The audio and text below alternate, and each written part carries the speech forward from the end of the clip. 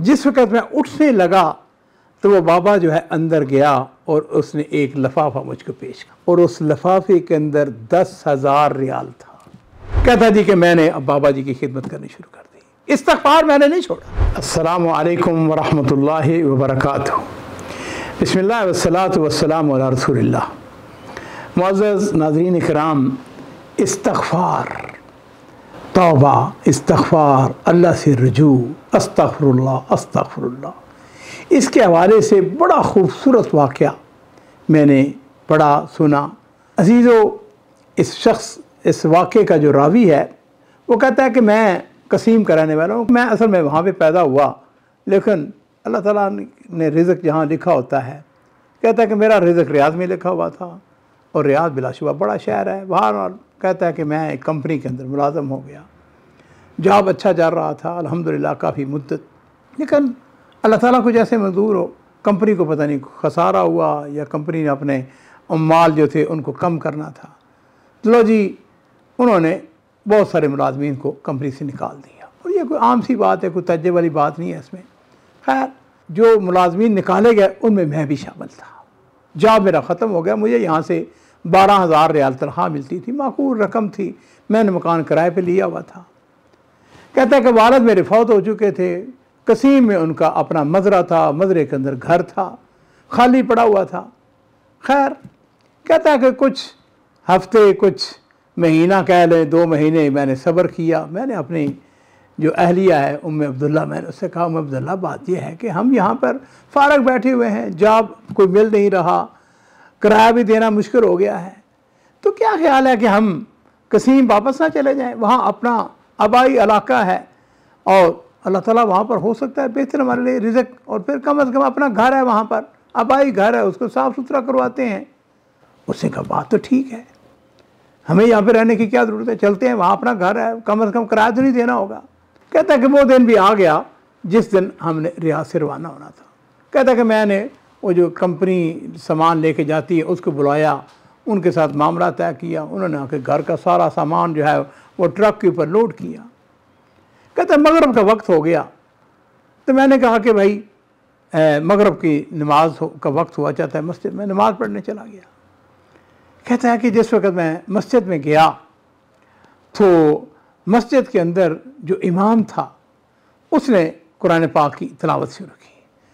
सूरह नूह की वो तिलावत कर रहा है, फ़कुल तुस्तग़फ़िरू रब्बकुम इन्नहु कान गफ़्फ़ारा युरसिलिस समा अलैकुम मिदरारा व युमदिदकुम बिअम्वालिन व बनीन व यजअल लकुम जन्नातिन व यजअल लकुम अनहारा।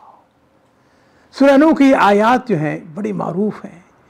इसके अंदर हज़रत नूह अलैहिस्सलाम जो है उन्होंने अपनी कौम से असल में कहा था ना कि मेरी कौम अपने रब के हजूर तौबा करके उससे बख्शिश मांगो, बिलाशुबा वो अपने बंदों के गुनाह बहुत ज़्यादा बख्शने वाला है। और फिर अगर तुमने तौबा की, इस्तिग़फ़ार की, तो फिर क्या होगा, तुम्हें जब भी ज़रूरत होगी मुसलसल पर तुम पर बारिश बरसाएगा, वो तुम्हें कसरत से माल और औलाद देगा, वो तुम्हें बागात अनायत करेगा, वो तुम्हारे लिए नहरें जारी कर देगा। कहता है कि मैंने इस आयत के ऊपर जो है गौर करना शुरू कर दिया।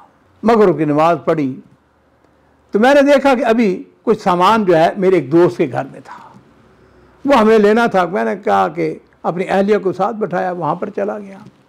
लो जी, अपने दोस्त के घर से वो जो सामान था वो अपनी गाड़ी में हम रख रहे थे, इतनी देर में इशा का वक्त हो गया। कहता है कि मैं जिस वक़्त इशा की नमाज के लिए गया तो सुभान अल्लाह, हैरत अंगेज़ तौर पर इमाम साहब जो हैं उन्होंने जो किरात शुरू की तो उसके अंदर यही आयत जो सूरह नूह की है कि फ़कुल तुस्तग़फ़िरू रब्बकुम इन्नहु कान गफ़्फ़ारा, ये आयत जो है कंप्लीट उन्होंने पढ़ी। और मैं हैरान, अच्छा मगरब के अंदर भी यही आयत होनी है, इशा के अंदर भी यही आयत। खैर, कहता है कि मैंने अपने सफ़र का आगाज़ कर दिया। जिस वक्त हम कसीम में पहुँचे अपने घर में तो ज़ाहिर बात है कि सामान जो हमारा वो ट्रेले वाला था, कंटेनर, वो भी पहुँच चुका था। ज़रूरी सामान मैंने उतारना, मेरी बीवी ने, हमने। खैर, कहता है कि फजर की नमाज होने में थोड़ा सा वक्त बाकी रह गया था। मैंने कहा अब सोना क्या है, अगर सो गए तो फजर की नमाज ज़ाया हो जाएगी, बेहतर है कि हम इंतज़ार करते हैं।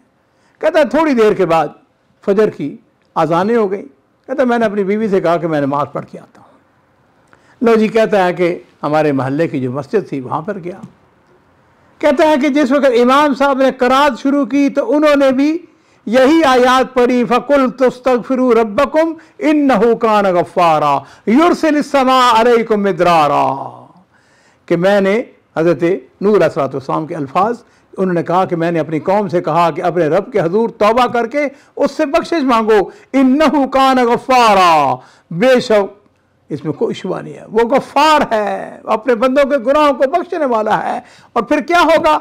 युरसिलिस समा अलैकुम मिदरारा, वो तुम्हारे ऊपर मुसलसल पै दर पै बारिशें नाज़िल करेगा। वह युमदिदकुम बिअम्वालिन व बनीन, वो तुम्हारी मदद करेगा किससे? मालों के साथ, बनीन औलाद के साथ। वह यजअल लकुम जन्नातिन व यजअल लकुम अनहारा, वो तुम्हारे लिए बागात तुम्हें अनायत करेगा, तुम्हारे लिए नहरें जारी करेगा।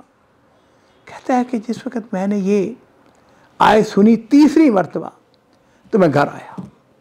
मैंने आके कहा उम्मे अब्दुल्ला, मगरब के अंदर, इशा के अंदर और फिर फजर के अंदर मुसलसल 3 नमाजों के अंदर मैं एक ही आयत की सुन रहा हूँ, गोया इसके मिस्दाक हम हैं। अल्लाह ताला मुझको कुछ लेसन देना चाहते हैं, कुछ सबक देना चाहते हैं। मेरी बीवी भी कहने लगी इसमें कोई शुबा नहीं अबू अब्दुल्ला, बात यह है कि कसरत अशगाल दुनिया के अंदर हमने वाकई इस्तग़फ़ार जो है ना। लो जी, कहता है कि चूँकि हम बिल्कुल फारग थे, मुझे जॉब तो था नहीं मेरे पास, मैंने क्या किया, हमने दोनों मियाँ बीवी ने कहा कि अब हमें इस्तग़फ़ार करना है।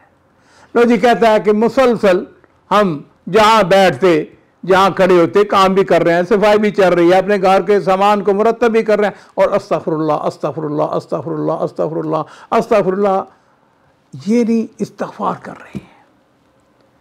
कहता है 1 दिन 2 दिन 3 दिन 4 दिन, कहता है मेरा सिर्फ काम यह था कि मैं घर से मस्जिद जाता, रास्ते में भी इस्तग़फ़ार, आते जाते मस्जिद में जहाँ वक्त मिला इस्तग़फ़ार इस्तग़फ़ार तौबा।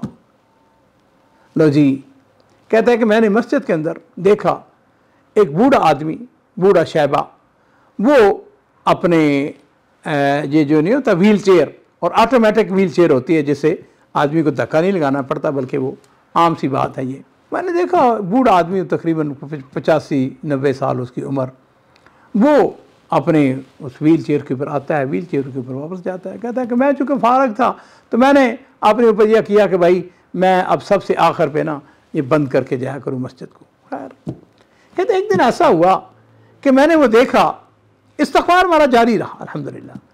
कहते कि मैंने देखा कि वो जो बूढ़ा आदमी है ना, उसकी वो व्हील चेयर वो ख़राब हो गई। हाँ जी, मैंने उसको देखा, वो परेशान नज़र आया। मैंने कहा क्या हुआ? उसने कहा पता नहीं क्या हुआ है, ये गाड़ी चल नहीं रही है। मैंने कहा कोई मसला नहीं है, आप मुझे हुक्म दें, मैं इसको ठीक करवा लाता हूँ।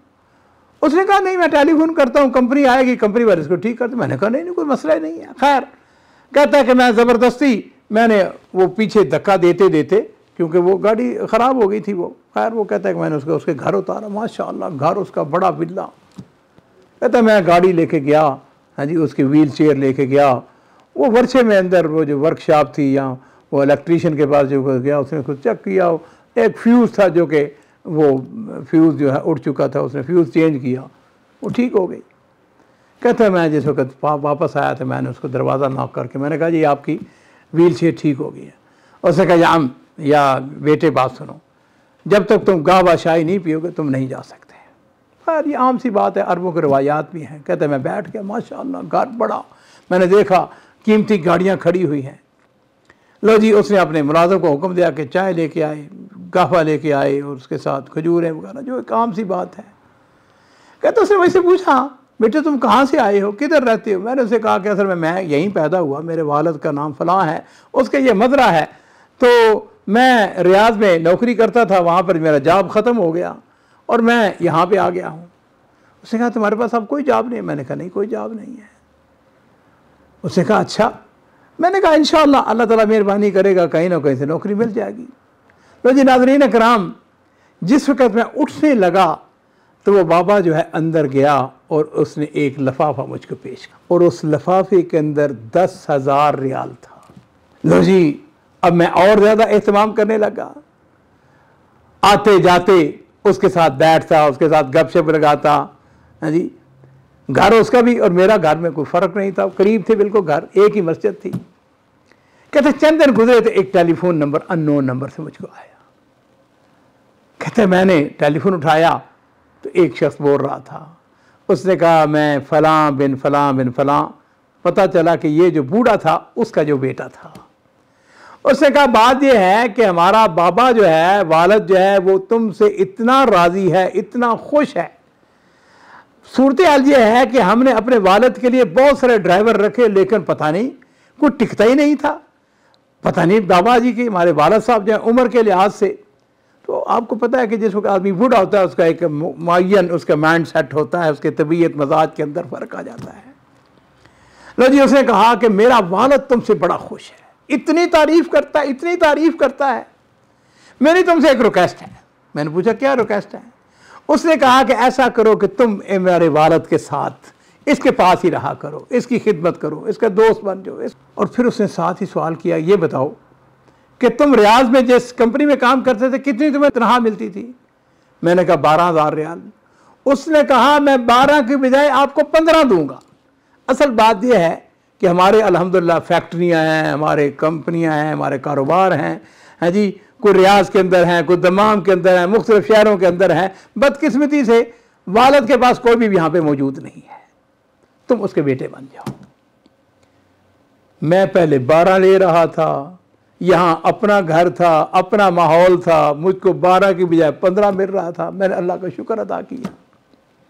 कहता जी कि मैंने अब बाबा जी की खिदमत करनी शुरू कर दी। इस्तिग़फ़ार मैंने नहीं छोड़ा, इस्तिग़फ़ार करता रहा।